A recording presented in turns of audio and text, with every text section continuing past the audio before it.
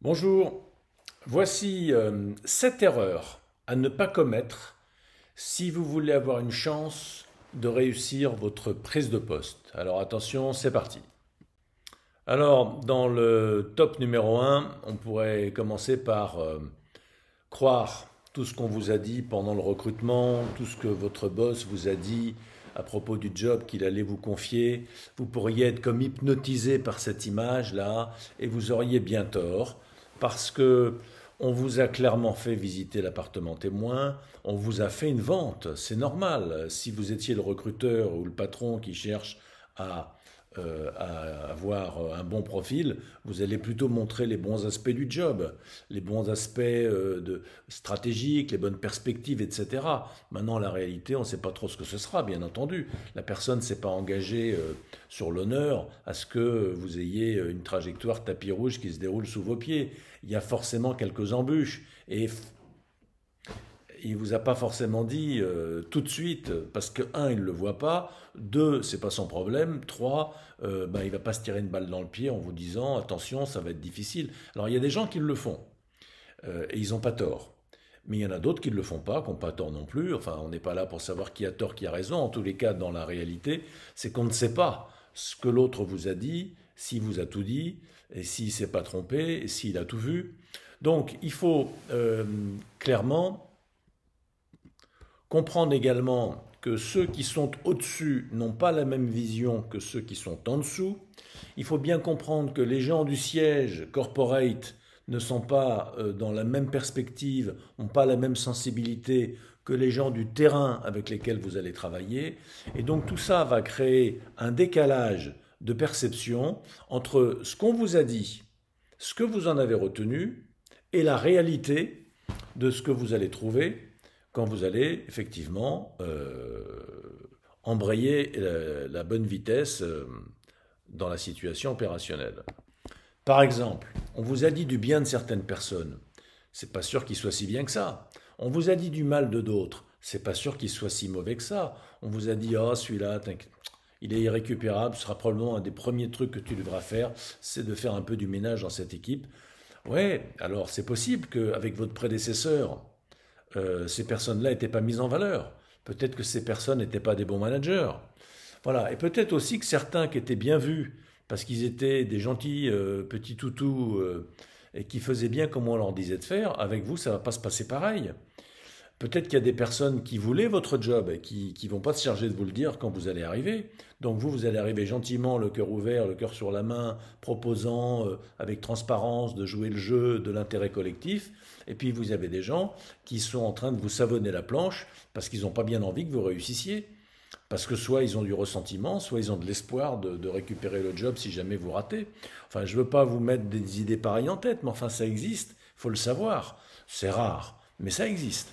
Alors, la meilleure chose, c'est de ne pas être victime de biais cognitifs. Ne portez pas un regard négatif sur des gens avant même de les avoir rencontrés, sous prétexte qu'on vous a dit pique-pendre sur leur compte. Si ça se trouve, les gens qui vous disent du mal de ces personnes projettent leur propre perception sur elles. Et vous, comme qui n'avez pas de perception, vous avez toutes vos chances.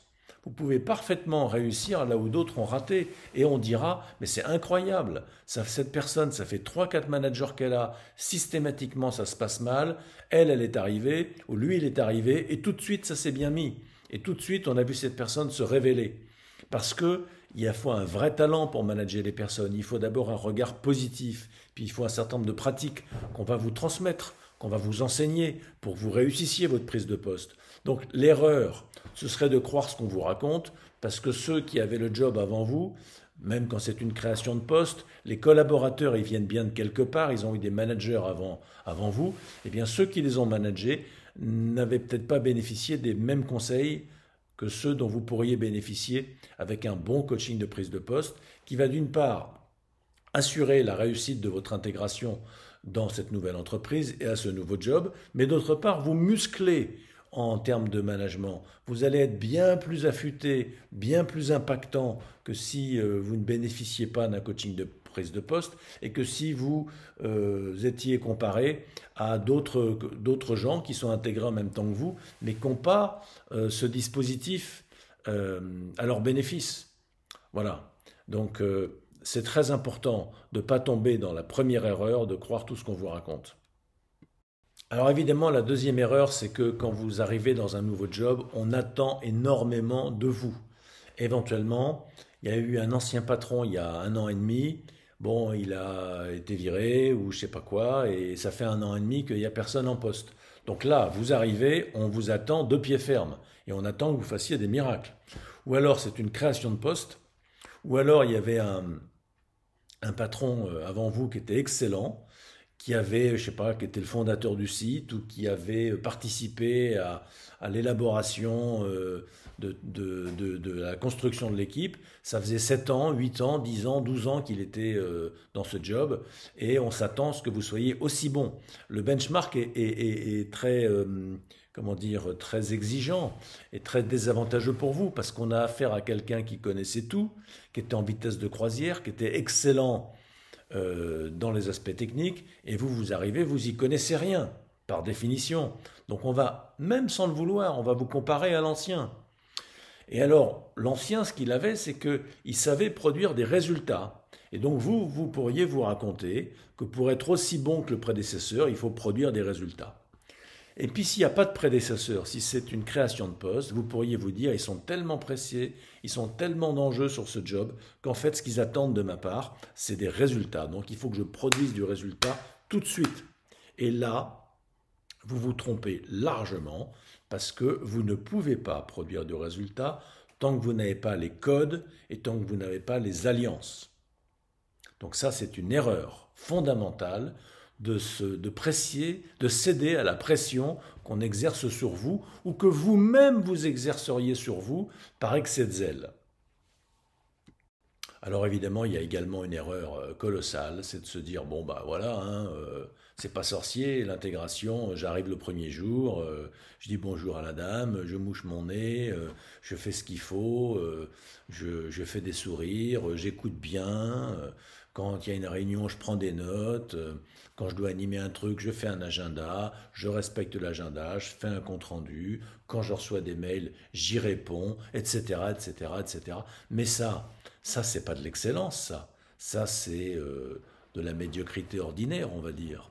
C'est pas comme ça que ça se passe, la réussite. Ça se passe pas en étant ordinaire. Vous devez avoir une idée très claire de vos enjeux, au moins sur 1 an. Alors évidemment, le premier jour, ça va être difficile. Mais dès la première semaine, dès les premières semaines, il est très important de vous faire cette vision claire de vos enjeux.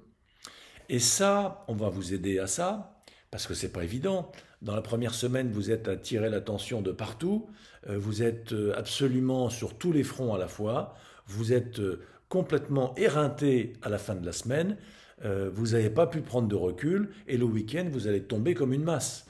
Donc pour prendre du recul, ça va être difficile. Et pourtant, il faut avoir une vision très claire de vos enjeux sur un minimum d'1 an, c'est-à-dire le double de votre période d'essai de 6 mois, qui sera renouvelée, la période d'essai de 3 mois renouvelée une fois, ça fait donc 6 mois, il faut compter le double. Vous devez tout de suite commencer à construire votre trajectoire dans la perspective de votre prochain job. Alors, on va me dire, attends, je ne suis pas encore arrivé, que tu me parles déjà du job suivant. Mais oui, c'est comme ça que ça se passe. Sinon, vous naviguez à vue, alors bon, vous faites comme vous pouvez, mais en même temps, il faut être stratège. Vous voyez, on ne peut pas se présenter comme un petit pion rouge, là, comme cette photo, face aux lignes ennemies, qui ne sont pas les gens, qui sont les difficultés, les unes derrière les autres, qui vous attendent. Vous devez avoir une stratégie. Vous devez vous fixer des objectifs pour votre période d'intégration. Si vous n'avez pas de stratégie, ce n'est pas la peine d'y aller, vous êtes mort avant d'avoir commencé. Alors, si vous avez une stratégie, c'est déjà pas mal, mais il faut également avoir des priorités, sinon vous allez vous noyer. Il y a plein de choses inutiles dans tout ce qu'on va vous dire, et il y a plein de choses utiles qu'on ne va pas vous dire. Pourquoi? Parce que les gens n'y pensent pas, parce que les gens ne savent pas que c'est important pour vous, parce que pour eux c'est tellement évident que c'est comme le nez au milieu de la figure, ils sont nés avec, donc ils ne vont pas vous expliquer des choses qui tombent sous le sens pour eux. Sauf que quelqu'un qui vient de l'extérieur et qui n'est pas au courant, ça tombe pas du tout sous le sens. Puis vous, ça va être un peu délicat de dire tout le temps, tu peux m'expliquer, je sais pas, j'ai pas compris, et ça comment on fait? Vous passez pour un benet à la fin. Donc du coup, vous ne posez pas trop la question, vous êtes bon, vous en posez quand même, mais pas toutes, pas tout le temps. Du coup, il y a plein de trucs que vous n'allez pas savoir dont vous auriez besoin. Et puis il y a des choses que les gens ne voient pas, c'est leur propre culture. Quelles sont les croyances, quelles sont les valeurs qui sont importantes? Ils vous le disent pas, ils vous disent les valeurs auxquelles ils ont envie de croire, mais ils vous disent pas les vraies valeurs, parce que ces vraies valeurs, ils ne les connaissent pas. Et pourtant, ce sont celles qui les surdéterminent et qui les fédèrent dans l'action. Deux boîtes de high-tech qui sont très proches, qui sont censées adresser le même marché, avoir les mêmes valeurs, n'ont pas les mêmes valeurs. Les uns veulent aller vite, les autres veulent travailler la sécurité. Les uns veulent, je ne sais pas moi, travailler le réseau en interne, d'autres veulent être dans l'impartialité et la justice. Voilà, et ça change absolument tout au quotidien. À la tenue des réunions, à la conduite des entretiens, à la façon de piloter les projets, à la façon de manager les personnes. Ça change absolument tout. Moi, je travaille dans plusieurs boîtes qui sont concurrentes les unes des autres sur les mêmes secteurs d'activité, même taille de boîte. Ils n'ont pas la même philosophie. Ils n'ont pas la même façon de recruter. Ils n'ont pas la même façon de développer leur business plan. Ils n'attaquent pas le marché de la même manière. Ils ne sont pas sur les mêmes segments, même s'ils ont des offres, on croirait que c'est les mêmes. Eh bien, ce n'est pas les mêmes. Voilà. Et du coup, il y a énormément de différences d'une boîte à l'autre, voire même, si on va plus finement, d'une équipe à l'autre. Déjà, entre un métier et un autre, à la logistique, on n'a pas les mêmes métiers qu'aux achats, la même culture qu'aux achats, ou que dans le marketing, ou que dans le commercial, ou qu'à l'usine. Voilà. Eh bien, dans une usine de production, par exemple, vous avez trois équipes et il n'y a pas les mêmes ambiances dans les trois équipes. Ils n'ont pas les mêmes cultures, ils n'ont pas les mêmes valeurs. C'est pareil pour des équipes commerciales, c'est pareil pour des équipes marketing, pour des équipes de contrôleurs de gestion. D'une équipe à l'autre, il n'y a pas la même culture. Donc, si vous n'avez pas des priorités bien claires dans votre parcours d'intégration, dans votre apprentissage, vous allez vous noyer, vous allez en recevoir dans tous les sens et au bout d'un moment, vous n'allez plus rien recevoir du tout. Bah voilà, c'est tout le mal qu'on souhaite à vos pires ennemis, mais pas à vous. Ça, ce serait une vraie erreur de ne pas vous faire une stratégie avec, on l'a dit tout à l'heure, mais avec des priorités, avec des cibles, avec des targets qu'il faut viser en priorité par rapport à d'autres. Et donc, il y a des choses qu'il va falloir laisser tomber. Pourtant, quand on est perfectionniste, quand on veut tout comprendre, quand on veut tout contrôler, on se dit ah non, surtout, je ne dois pas lâcher ça, je ne dois pas lâcher ça. Eh bien justement si, il faut savoir quoi lâcher pour pouvoir bien prendre ce qui a le plus de valeur.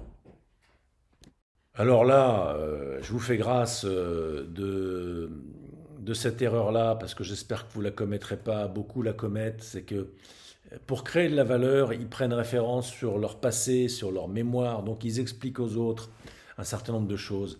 Ils arrivent en voulant expliquer aux collaborateurs qu'est-ce qu'ils devraient faire, comment ils devraient faire mieux les choses, et c'est vraiment une grave erreur. Ce qu'il faut, dans les premières semaines en tout cas de votre intégration, c'est d'être à l'écoute. Vous devez découvrir, vous devez apprendre. Pour ça, vous devez avoir l'esprit du débutant. Vous devez être passionné, vous devez être enthousiaste, vous devez regarder avec un regard positif les choses. Vous devez vous étonner positivement de ce qu'on vous montre. Vous devez renvoyer à vos interlocuteurs du feedback positif. Si vous faites ça, vous allez, 1, apprendre bien, 2, vous allez contracter de l'alliance. Si vous ne faites pas ça, il va se passer exactement l'inverse. Attention, hein, c'est important ça. Oui, je vous disais, il ne faut pas vouloir expliquer aux autres et surtout, il ne faut pas sans arrêt leur raconter vos histoires d'anciens combattants. Moi, dans mon ancien job, moi, dans mon ancienne entreprise, on faisait comme ci, on faisait comme ça. J'avais des collègues on avait des manières de faire différentes, etc. Non, arrêtez. Peut-être que vous aviez de bonnes façons de faire, peut-être même qu'on vous a recruté pour ça. Oui, mais encore une fois, celui qui vous a recruté, c'est pas celui que vous managez, c'est pas ceux avec qui vous allez dealer au quotidien votre réalité opérationnelle. Donc, votre passé, vos anciennes expériences, vos précédentes références, C'est pas un tabou, c'est pas une honte, bien sûr. Mais franchement, pendant votre période d'intégration, c'est pas le moment de sans arrêt ramener votre fraise avec vos histoires dont tout le monde se fout. Parce que c'est un autre monde, c'est un autre temps. Hier, c'est déjà mort, c'est fini, c'est passé, c'est mort. Un autre endroit, c'est pas ici. Un autre temps, c'est pas maintenant. Alors, il vaut mieux co-construire maintenant avec les gens d'ici que de faire référence aux gens d'avant dans une autre entreprise ou dans une autre équipe, parce que vous allez vous faire détester et sous prétexte de vous crédibiliser, vous allez perdre votre crédibilité. Voilà, vous aurez des apports à faire, vous aurez des choses à expliquer aux gens, c'est évident, mais pas tout de suite. Soyez un peu tactique, soyez un peu fin. Essayez d'abord de vous imprégner de la culture, de créer les alliances. Pour ça, capitalisez sur l'effet miroir positif. Et puis seulement progressivement, et plus tard, vous apporterez votre belle science pour laquelle on vous a recruté. Alors, la dernière erreur, ce serait celle de trop focaliser avec des œillères sur le job qu'on vous a confié et l'équipe qu'on vous a confiée. Alors là, et puis vous avez votre patron. Il y a votre patron qui vous a donné des consignes, il y a vos objectifs, vos missions, et puis votre équipe. Voilà, ça c'est vrai que c'est important de consacrer 70-80% de votre énergie à ces trois trucs-là. Mais le reste du monde existe aussi. D'abord, il y a vos pairs, ceux qui sont à votre niveau, dans l'équipe de votre patron. Vous devez avoir des alliances avec eux aussi, sinon personne ne réussit jamais tout seul. Et votre patron, il a autre chose à faire que de s'occuper de vous, probablement. Donc, vous n'allez pas pouvoir toujours prendre appui dessus. Normalement, il est payé pour s'occuper de vous. Mais des fois, si vous voulez, les gens ne sont pas de si bons managers qu'ils le croient. Et puis, des fois aussi, vous vous entendez pas bien, ou des fois, ils ne sont pas disponibles ponctuellement, ou ils n'ont pas vu que vous aviez besoin, ou vous n'avez pas osé le leur dire. Et donc, vous êtes tout seul, au lieu d'être en équipe avec votre patron. Alors, votre patron, c'est une chose, mais ce n'est pas le seul membre de votre équipe. Dans votre équipe de supporters, vous avez vos pairs qui doivent vous aider. Vous avez les RH, les gens des ressources humaines. Ils sont là pour vous aider, ils ne sont pas là pour vous juger, vous taquiner, vous embêter. Demandez-leur de l'aide, demandez-leur des clés de lecture surtout. Montrez-vous intéressé à la culture de l'entreprise, ils vont vous renseigner. Il y a différents leaders dans l'entreprise. Vous avez des personnes qui ont beaucoup de savoir, qui ont envie de transmettre. Écoutez-les, invitez-les à déjeuner, allez prendre des cafés avec eux, proposez-leur des entretiens, et écoutez, apprenez, posez des questions. Vous avez des petites gens, entre guillemets, qui sont les assistantes, qui sont ceux qui s'occupent de l'administratif, en tout genre. Et ils ne sont pas sous les feux de la rampe, c'est pour ça que c'est des petites gens, c'est pas parce que c'est des gens petits dans leur tête ou qu'il y aurait moins de qualité humaine ou moins de compétences professionnelles, mais c'est les laissés pour compte du star system de l'entreprise. C'est pas eux qui prennent la lumière dans les projecteurs. Donc ceux-là, ils sont en besoin important de signaux de reconnaissance. Et quand un nouveau arrive dans l'entreprise et qui prend le biais tout de suite de les ignorer, eh ben, il le déteste. Tandis que si ce nouveau qui arrive, qui n'a pas encore de casserole, s'arrête chez eux, va les saluer, leur parle, leur pose des questions, s'intéresse à eux, celui-ci se fait des alliés que les autres ne se font pas. Et toutes ces personnes qui sont dans l'entreprise à des postes clés vont durer plus longtemps que les têtes couronnées qui passent et qui ne font que passer. Voilà, donc c'est important tactiquement de nouer des alliances, mais sincères. Quand je parle d'alliance, je ne parle pas de faire du plat et puis de raconter des bêtises aux gens pour les séduire. Il s'agit d'être authentique. Vous avez votre boss, on l'a dit, mais vous avez le patron de votre boss qui est important.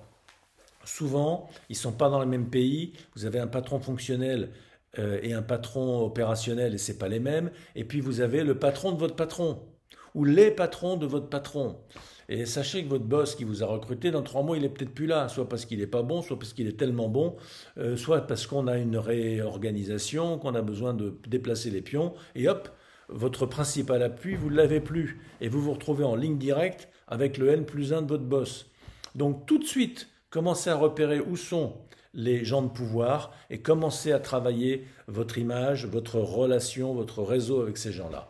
Et puis, dans votre ancienne entreprise ou votre ancienne équipe ou votre ancien service ou votre ancienne business unit ou votre ancien pays ou votre ancien, je ne sais pas, département, division, etc. Vous avez d'anciens collègues, ne leur faites pas la gueule, ne leur tournez pas le dos, donnez-leur de vos nouvelles, allez les voir, prenez de leurs nouvelles, posez des questions. Comme ça, vous aurez la réputation de quelqu'un qui est fidèle et non pas quelqu'un qui dit bon allez, après moi le déluge, maintenant je suis parti, démerdez-vous. Non, cultivez vos anciens collègues. On ne sait jamais, peut-être que votre job, il pourrait ne pas vous plaire, votre nouveau job. Peut-être qu'il pourrait y avoir une réorganisation dans 3 mois et que votre job n'existe plus, celui-là même pour lequel vous avez été débauché. Donc ce serait pas mal que vous ayez assuré vos arrières en ayant cultivé le réseau avec vos anciens collègues. Voilà, cette erreur, il y a de quoi en faire des conneries, hein. Donc je vous souhaite évidemment de passer au travers de ces récifs, grâce au fait que, on vous l'a dit, comme on dit un homme averti en vaut deux, cette fois-ci, vous allez passer efficacement et je vous souhaite une excellente intégration dans votre nouveau job.